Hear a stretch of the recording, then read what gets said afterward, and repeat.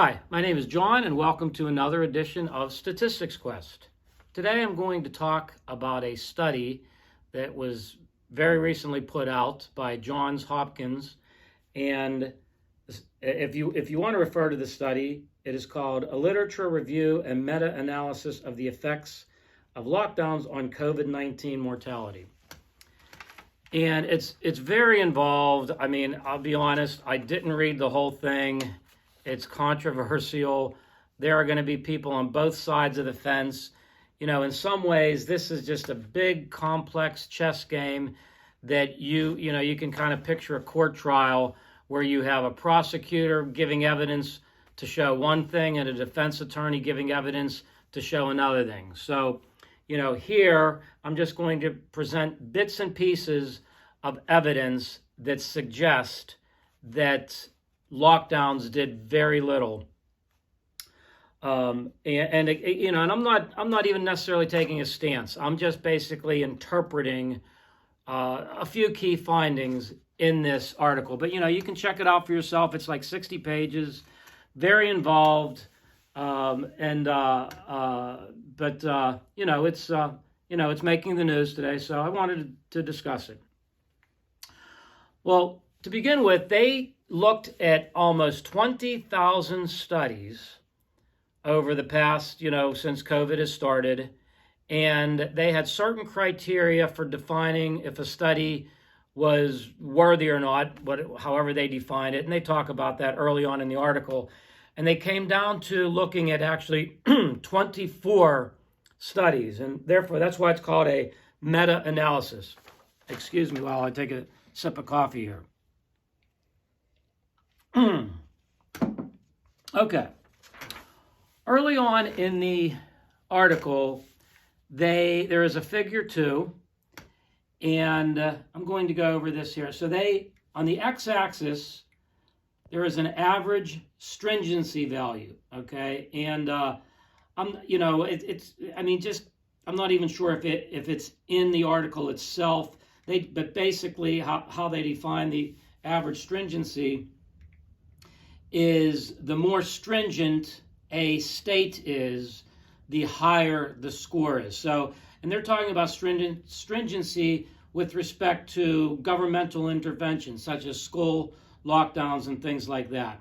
And they do briefly go over it. How exactly they get the number, I'm not sure, but basically they have their own formula for doing so. Okay, so the x-axis is the average stringency. The y-axis is deaths per million. So they've adjusted it for population. Okay, I actually just put some dots here. It's not to scale. I do have, and again, you can refer to this yourself if you find the article, but I do have figure 2, which is right here. Notice there's a Europe and a United States.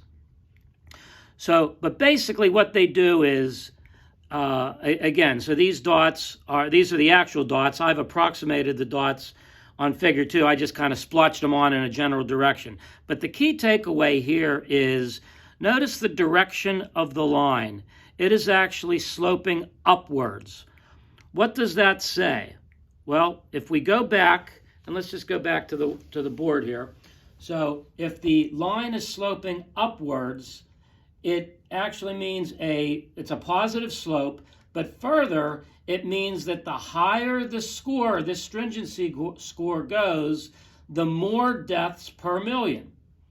Now, so this suggests, at least at a very surface level, that as the states got more stringent, it actually resulted in more deaths. Now, that's not necessarily saying that the more stringent they were, there's a cause and effect there.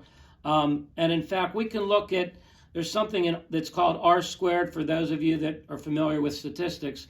R-squared is a value between 0 and 1 that represents the explanation of the y value in terms of the x value.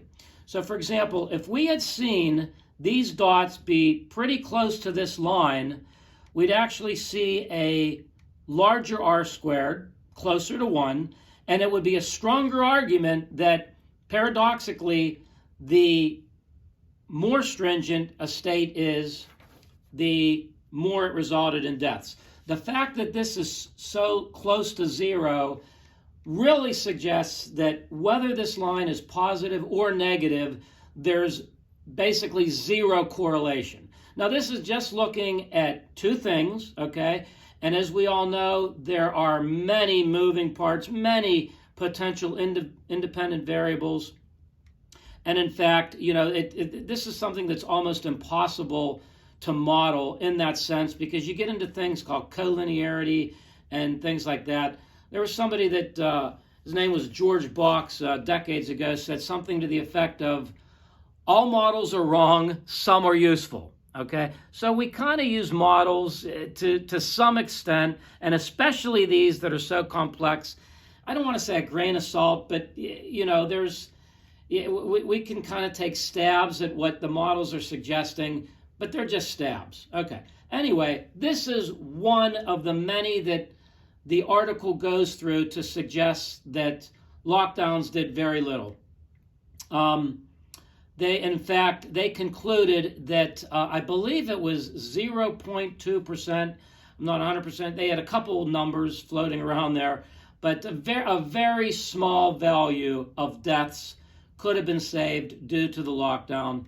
Again, I'm just going over one small part of this article.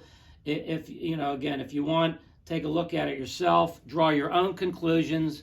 It is controversial. It's pretty interesting. The one thing I will say is they seem to do their due diligence on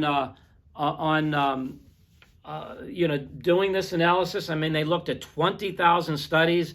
They had a pretty sophisticated way to filter it down to 24 studies. They're very smart people, PhDs and so forth. But again, there are many ways to interpret this. But anyway, I just wanted to kind of touch the surface of this.